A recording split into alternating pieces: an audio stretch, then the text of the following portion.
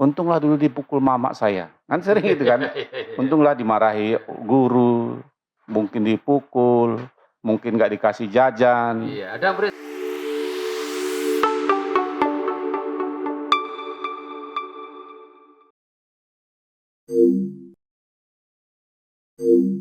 Assalamualaikum warahmatullahi wabarakatuh, Pak. Waalaikumsalam warahmatullahi wabarakatuh. Ya, saudara-saudara kami, para pemirsa dimanapun Anda berada, kita bertemu kembali ini bertemu dengan Bapak Haji Muhammad Nur Ramli SAG. Beliau adalah Wakil Ketua dari Pimpinan Cabang Muhammadiyah Sebelawan. Jadi kami ingin tanyakan kepada Bapak, kira-kira materi apa kita sore hari ini, Pak? Muhasabah awal tahun 2025. Oke. Kemudian waktu ini kan merupakan hal yang sangat penting, sangat krusial bagi kita sebagai muslim. Lalu kami minta tolong Pak jelaskan berkaitan dengan waktu atau jenis-jenis waktu Pak yang bisa Bapak terangkan kepada kami. Ya. Jadi sebenarnya setiap manusia Allah berikan modal waktu 24 jam setiap satu hari satu malam. Yang pada prinsipnya waktu ini disebutkan oleh Allah dalam surah Al-Hasr ayat 18. A'udzubillahi minasyaitonirrajim. Bismillahirrahmanirrahim.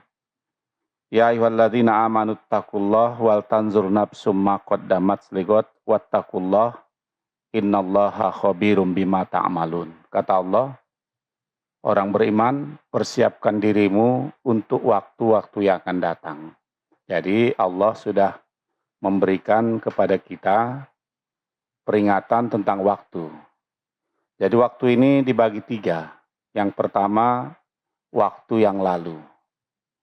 Jadi mengenai waktu yang lalu ini orang terbagi kedua, 2 macam. Yang pertama, orang yang menyesali waktu yang lalu.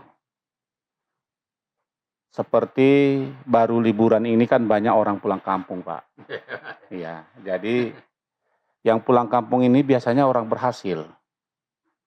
Maka orang tempatan, mungkin satu kelas dulu di SD, SMP, SMA atau kuliah, dia menyesali dirinya, andaikan saya dulu rajin seperti kawanku yang ini, tentu aku akan berhasil.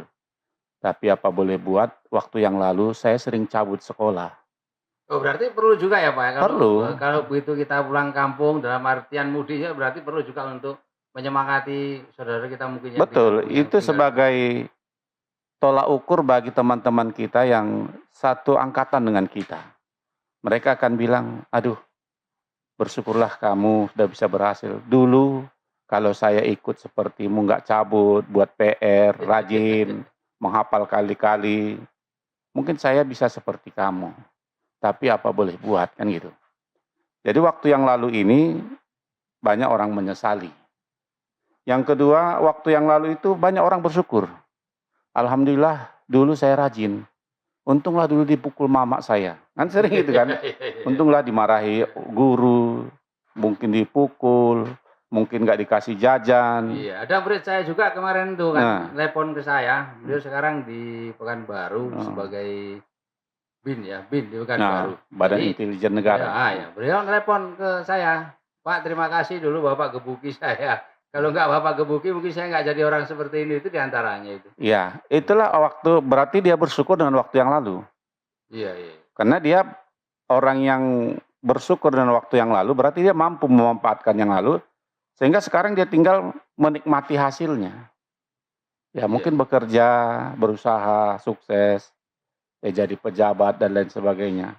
Inilah orang-orang yang mensyukuri waktu yang telah lalu.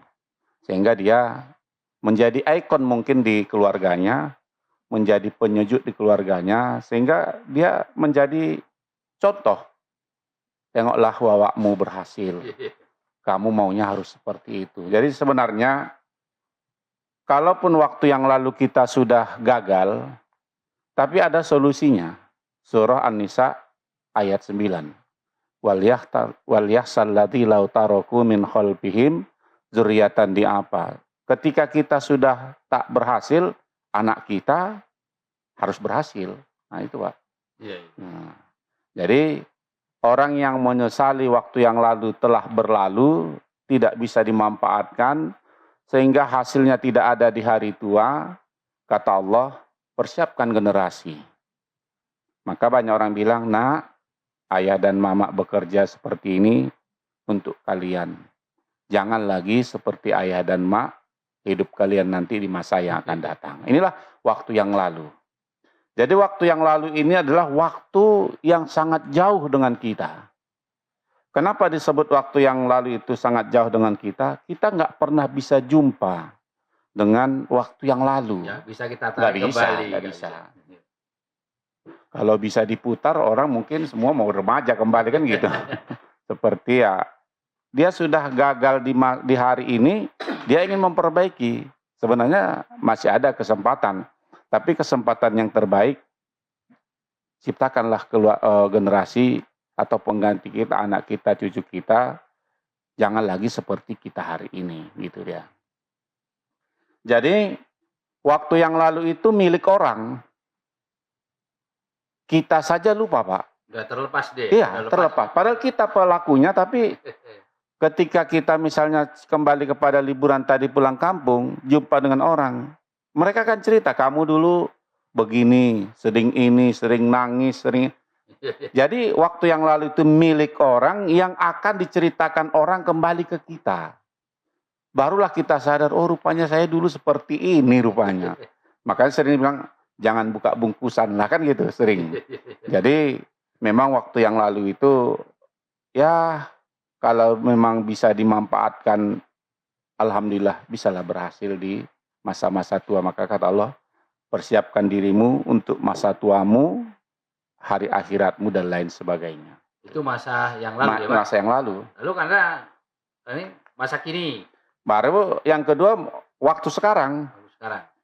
Waktu sekarang ini, inilah yang sedang kita jalani. Kita sekarang lagi ngapain? Apakah kita bermaksiat? Setelah tua kita seperti ini, apakah rajin ke masjid? Jadi waktu sekarang itu adalah milik kita.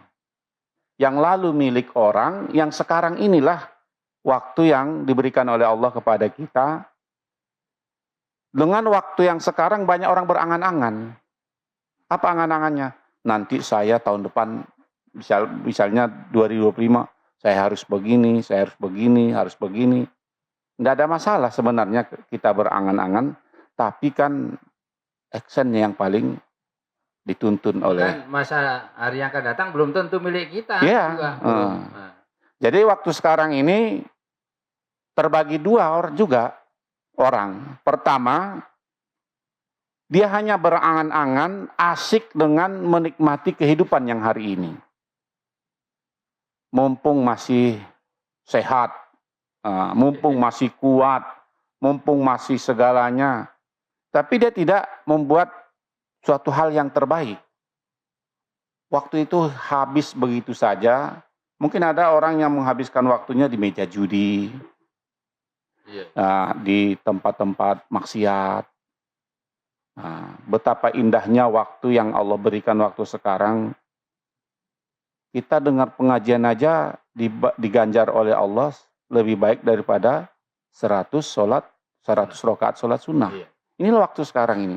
Jadi sebenarnya manfaatkanlah waktu yang Allah berikan sekarang ini. Kalau bisa sholat sunnah, kenapa tidak? Kalau bisa ngaji, kenapa tidak? Dan ini nggak akan terulang ini. Nggak akan terulang juga. Begitu dia lewat waktu yang lalu. Nah, milik orang kembali.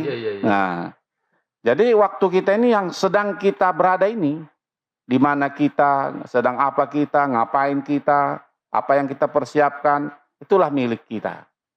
Jadi cerdaslah membagi waktu, karena orang cerdas membagi waktu ini, dia bisa memanfaatkan sedemikian rupa. Maka orang-orang yang berhasil adalah orang-orang yang bisa memanfaatkan waktu dengan baik. Inilah yang dicontohkan oleh Allah dalam ayat yang lain, wal asri. innal insana lafi khusri illal ladzina amanu wa amilus solihati wa tawasau bil haq wa tawasau bis sabr. Apa artinya? Orang yang beramal soleh berarti kan melakukan kegiatan, bukan hanya angan-angan. Iya. Tapi diawali dengan angan-angan, rencana. Baru dibuat strateginya supaya angan-angan ini bisa kita laksanakan sehingga cerdaslah kita membagi waktu yang Allah berikan sekarang ini. Iya. Lalu kan kalau kita lihat peribahasa orang-orang Barat itu the time is money, ya. Iya. Waktu itu adalah uang. Kalau kita Muslim mungkin waktu itu adalah ibadah dan sebagainya. Lalu berkaitan dengan waktu itu ibadah, mohon penjelasannya sedikit Pak. Jadi waktu yang sekarang ini jadikan sebagai iktibar waktu yang lalu. Ketika waktu yang lalu itu tidak bisa dimanfaatkan, gagal kita memanfaatkannya, maka kata Allah wasyari'u ila maghfiratin min rabbikum wa jannatin arduhas samawati wal ard uiddat lil muttaqin. Segera perbaiki diri. Supaya waktu yang lalu itu, saya sering bilang waktu yang lalu itu, mungkin dulu waktu sekolah, kita makan bakwan, makan 5, bayar 1. Maka itu kan. Iya, itu waktu yang lalu. Kantin sekolah itu biasanya itu. Rata-rata seperti itu. Nembak biasa. Nembak terus kan. Sudahlah dimakan bakwannya, minta balik pula Pak.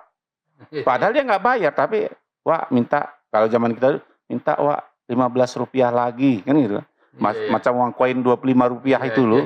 Ya. Kapan kamu saran? Tadi Wak waktu sibuk. Jadi Wak itu bertanya, akhirnya dikasih. Hal-hal waktu yang lalu itu sekaranglah perubahannya. Sekaranglah. Ikutilah perbuatan jahatmu dengan perbuatan baik. Supaya apa? Ketika nanti di mizan dan dihisab Allah, misalkan kita buat aja misalnya dosa kita 10, kebaikan kita 20, bayar yang 10, tinggal 10 masuk surga. Masih ada sisanya. Sehingga kata Rasulullah, la dinar wa la dirham. Ketika di hadapan Allah nanti, tidak ada lagi transaksi uang, tapi transaksi pahala dan dosa. Nah, jadi misalnya seseorang berbuat aniaya kepada orang lain, bayar berapa? Yang dia curi misalnya rambutannya, bayar 20.000. Sementara modalnya tadi pahala kita tinggal 10, bayar. Masih banyak orang yang menuntut, ubi lagi, segala macam menuntut semua, sehingga pahala sudah tidak ada, dosa orang yang ditimpakan ke kita. Itulah yang disebut oleh Rasulullah, orang yang bangkrut di hari kiamat. Jadi sebenarnya waktu yang lalu itu adalah sebagai pelajaran berharga, waktu sekarang tinggal memperbaikinya. Gampang sebenarnya, tapi kalau mau. Kita lanjutkan Pak, yaitu berkaitan dengan harapan ke depan Pak terhadap umat Islam ini ya, dengan hadirnya waktu yaitu tahun 2025 ini Pak. Jadi kalau Imam Al-Ghazali menanggapi terhadap muhasabah terhadap waktu ini, dia contohkan seperti pedagang. Pedagang itu begitu dia pulang ke rumah, dia kalau hitung itu. Iya. Untung apa tidak? Iya. Rugi atau tidak? Ketika untung, dia akan tersenyum, sumringah, bahagia, besok dia rencanakan lebih hebat lagi. Ketika beruntung, berugi, termakan modal, bisa bangkrut dia, ada orang yang gulung tikar. Ada orang yang mempelajari kenapa saya bisa rugi. Dia akan cari apa penyebabnya, setelah ada penyebabnya dia akan perbaiki.